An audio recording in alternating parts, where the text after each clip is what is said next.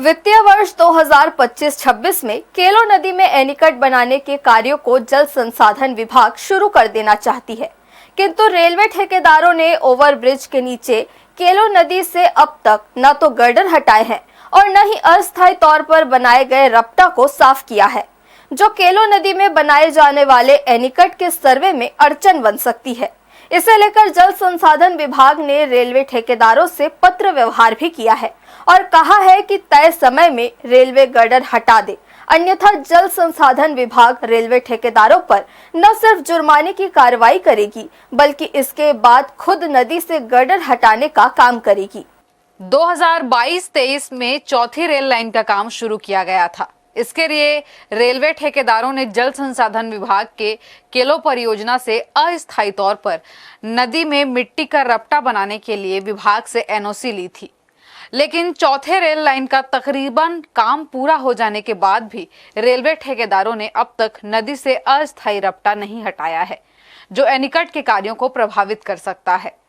खास बात यह है कि जल संसाधन विभाग आगामी नवंबर-दिसंबर से एनीकट के कार्यों की शुरुआत करना चाहता है। इसके लिए नदी से गर्डर हटना जरूरी हो गया है। यही वजह है कि विभागीय अफसरों ने रेलवे ठेकेदारों को नदी से गर्डर हटाने के लिए अप्रैल के अंतिम हफ्ते या फिर मई की शुरुआत तक समय दी है, ताकि सर्वे का काम शुरू हो सके। इसका पूर्व में रेलवे कंस्ट्रक्शन को हमने एनओसी हमारे यहाँ केलो ऊपर जो भी संभाग से दिया गया है केलो का, मेरी उनसे ठेकेदार से बात भी हो गई है। उनका अप्रैल या मई में कुछ उनका काम कुछ बचा हुआ है, वो अप्रैल या मई तक मेरे को समय लिए हैं। तो हमने उनको बता भी दिया है, अगर ऐसी स्थिति में अगर नहीं करते हैं वो, तो जो फाइन है वो अपन इम्पोज तो करेंगे ही, और जून में मतलब बरसात के पहले वो सारी मिट्टी जो भी है नदी नाले में जो डंप पड़ी है उसको पूरा हटवा देंगे। अब इसका कुछ काम बचा हुआ है उनका, वो उनसे बात हुई मेरी, तो बोले कि हमारा कुछ 1-आध महीने काम बचा हुआ है। अब अभी ऐसी गर्मी है, बरसात के 15 जून के पहले अपन उसको हटा ही देंगे। मान के फाइन इम्पोज करना हो तो अपन करेंगे ही करेंगे, मगर अपन उनके भरोसे नहीं बैठेंगे, तो हम ही कुछ हटवा देंगे मतलब उनको। खास बात यह है कि केलो नदी में पिछले 2 सालों से रेलवे गर्डर और अस्थायी रपटा बने होने के कारण नदी का पानी न सिर्फ प्रदूषित हो रहा है बल्कि जाम की स्थिति बन रही है, जिसे हटाने के लिए विभागीय अफसरों ने रेलवे के ठेकेदारों से बात कर ली है।